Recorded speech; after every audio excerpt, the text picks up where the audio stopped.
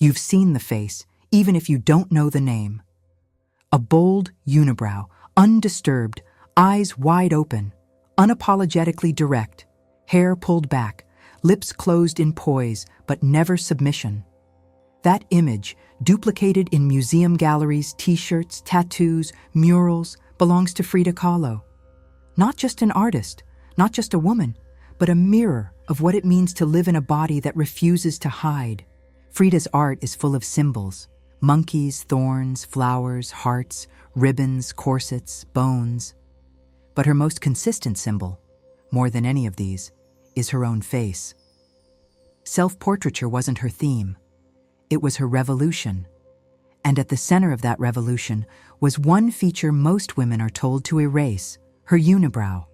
She could have waxed it, shaped it, drawn over it. But instead, she painted it darker, made it thicker, positioned it front and center in more than 50 self-portraits. Because for Frida, that line of hair wasn't a flaw.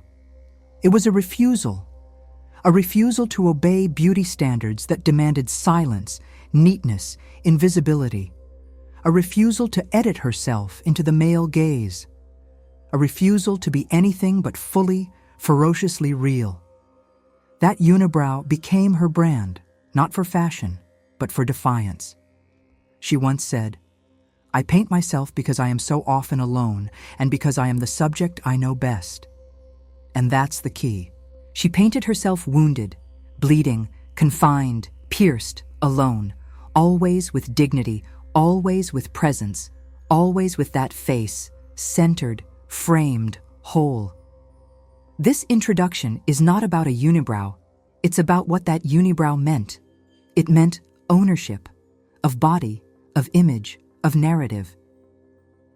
In a century where women were told their value came from silence, smoothness, submission, Frida painted her reality, her chaos, her intelligence, and her pain into legend. She turned her face into art, then turned that art into a manifesto.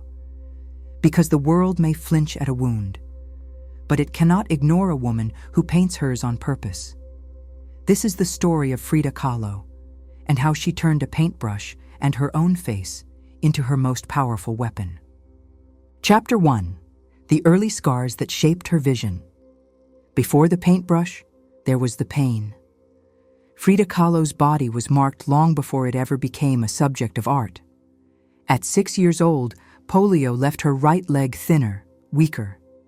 The other children called her peg leg Frida. She developed a limp, but never pity. Even then, she began crafting her persona: long skirts to hide the damage, boldness to hide the sting. But polio was just a prologue.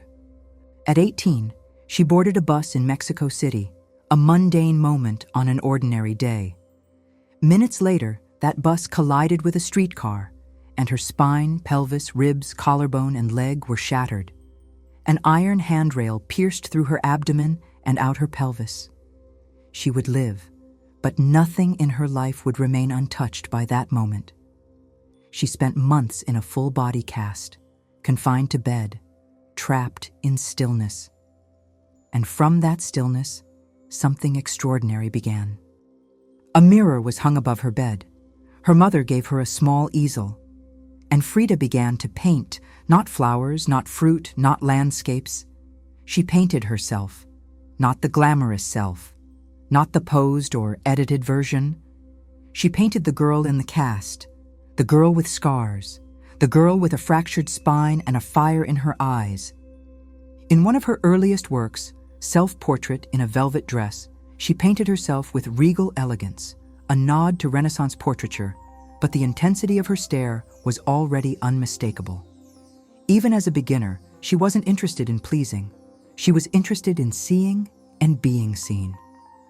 Pain wasn't just in her body. It was in her marriage, too. She married Diego Rivera, the famed muralist, 20 years her senior.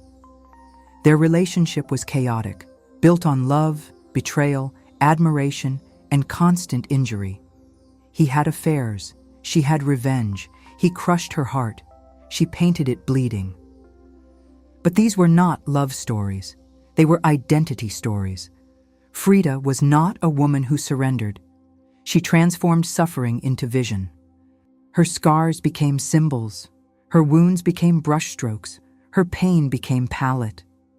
In works like Henry Ford Hospital, she painted herself lying on a blood-stained hospital bed, clutching her womb, surrounded by floating images of a fetus, a pelvic bone, and surgical instruments. This wasn't metaphor. It was autobiography. Frida did not invent pain, but she redefined how it was allowed to be witnessed.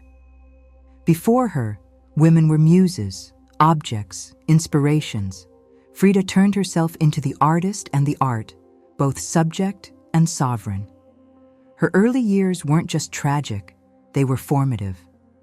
The pain didn't break her, it carved out the space where her voice would live. Every time she picked up the brush, it wasn't to forget. It was to remember what hurt, what survived, what couldn't be silenced. She didn't paint to escape her body. She painted to own it. And that's why her vision still grips us today. Not because it's polished, but because it's honest. Frida Kahlo didn't wait for healing to create beauty. She painted through the break. Chapter 2: Self-Portraiture as Survival and Defiance. Frida Kahlo painted herself not out of vanity, but necessity. "I paint myself because I am so often alone," she once said, "and because I am the subject I know best." In the quiet of her studio, in the solitude of her recovery rooms, in the ache between betrayals, Frida turned to the mirror, not to admire, to understand. The world around her rarely asked women to define themselves, but Frida wasn't waiting for permission. She painted herself over and over again, not to capture what she looked like, but to confront what she felt like. More than 50 self-portraits, each one a confrontation, each one a declaration, each one a refusal to be erased. In them, her pain was never hidden, it was centered. She painted herself pierced with nails, bound by corsets, cracked open, bleeding, crying, but never disappearing. Frida didn't romanticize suffering. She exposed it. Because when you live in chronic pain, both physical and emotional, you start to realize hiding it doesn't heal it. And for her, painting became a form of survival. Her portraits were anchors in a sea of chaos. In every stroke, she found control. In every image, she reclaimed authorship over a body that doctors, husbands, and fate had tried to claim. And always, always, that face, centered, framed, defiant. The unibrow, the mustache, the direct stare, they weren't accidents. They were her armor. She refused to be polished into someone else's idea of beauty. She made her own. And in doing so, she redefined the female gaze, not as something to be consumed, but something that consumes you. Frida's portraits are confrontational. She looks at you, right at you, not to seduce, but to dare. She painted herself not smiling, not softened, not sweet, but sovereign, whole, even when broken. In the two Fridas, she sits side by side with herself, two versions of her body, one in traditional Mexican dress, the other in European clothing. Both hearts exposed, one bleeding, one holding forceps. She was dissecting her own duality, her pain, her culture, her womanhood, and she did it with visual precision and emotional fire. Her paintings didn't ask for sympathy. They demanded witness. They said, "Look at me, look at all of me, not just what's easy, not just what's pretty." She knew the power of being seen, not as an object, but as a force. In a world that teaches women to shrink, smooth, and smile, Frida expanded. She added edges. She made herself larger than the pain. Each portrait was an act of defiance, against invisibility, against perfection, against the expectation that she should ever hide. In her own words, "I never paint dreams or nightmares, I paint my own reality." And that reality, raw, unfiltered, unafraid, is why her image has become an icon. Not because she made herself beautiful, but because she made herself visible. Chapter 3: Politics, Pain, and the Personal as Public. Frida Kahlo lived her life in Technicolor, but it was never just art for art's sake. To paint herself was to make a political statement. To bear her wounds on canvas was to resist a world that expected women, especially women of color, especially disabled women, to disappear quietly into the margins. Frida didn't. She couldn't. She wouldn't.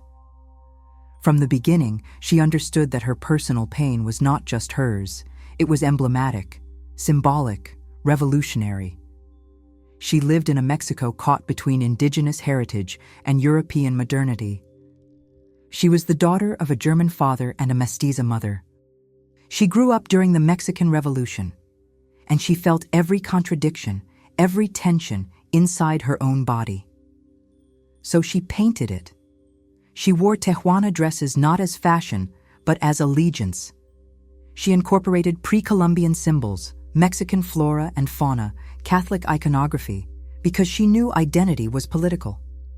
Her body, broken as it was, became a site of cultural resistance. And in her paintings, every scar told two stories, one of individual agony and one of collective memory. In the broken column, she presents herself as split down the center, steel nails piercing her face and torso. Her spine, rendered as a shattered classical column, barely holds her up. Tears roll down her cheeks. It is brutal. It is honest. It is her protest against a world that romanticizes suffering, but silences those who suffer. Frida once said, "They thought I was a surrealist, but I wasn't. I never painted dreams.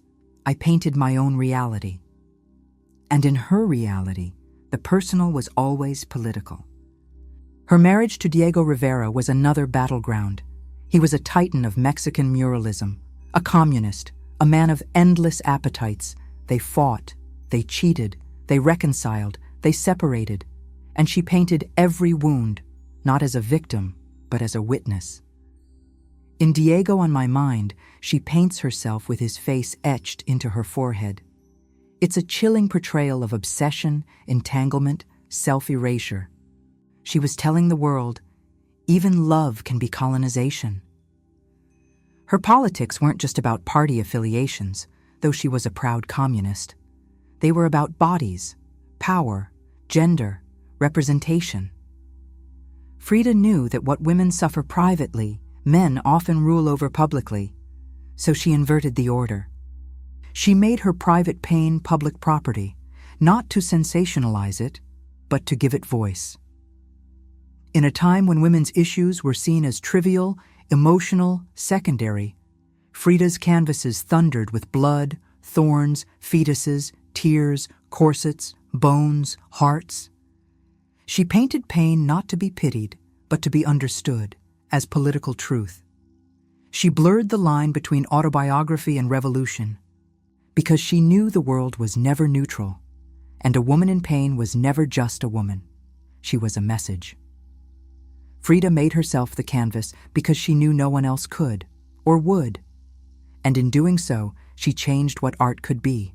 Not decoration, not escape, but exposure. Chapter 4: The Disability. They tried to hide, and she refused to. Frida Kahlo did not hide her pain. She painted it. She wore it. She weaponized it. In a world that demanded women be soft, silent, and whole, Frida stood crooked, scarred, and defiantly loud. By today's standards, she would be called disabled. But in her time, and even in much of art history, that word was buried beneath euphemism. Delicate, they said. Sickly. Fragile. But Frida was never fragile. She was fractured, yes, but never breakable. She lived with more surgeries than birthdays, more corsets than lovers, more hours in bed than in galleries. And still, she worked, she created, she provoked.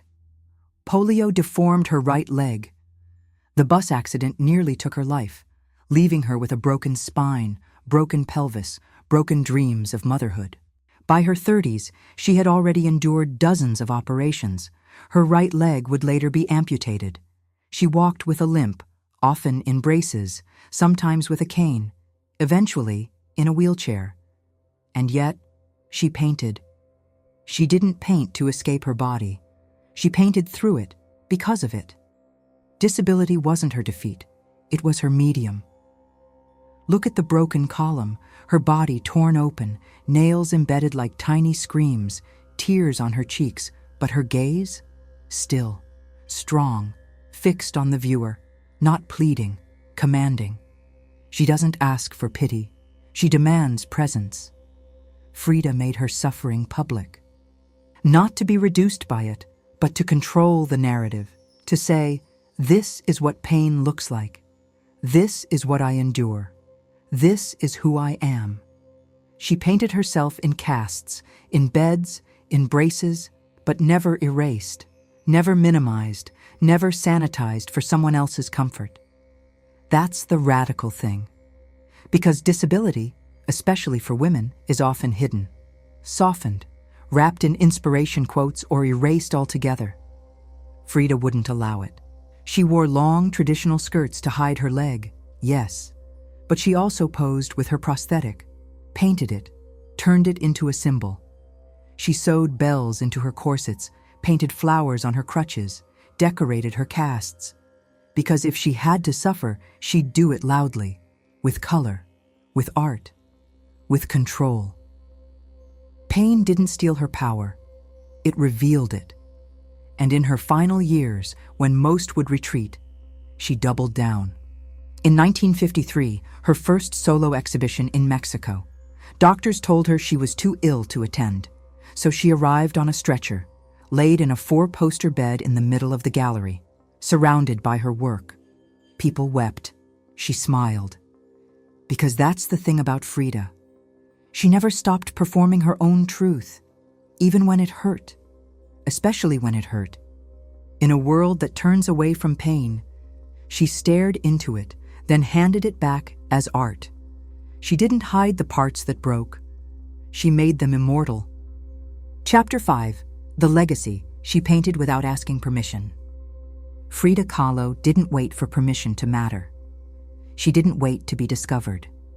She didn't wait to be understood. She didn't wait for the world to be ready for a woman like her. She just painted. And in doing so, she rewrote what it meant to leave a legacy. When Frida died in 1954, she was known mostly as Diego Rivera's eccentric wife, a tragic artist, a curious figure, a footnote in someone else's legend. But Frida refused to be a footnote, because her life, her work, her pain, it all demanded to be remembered.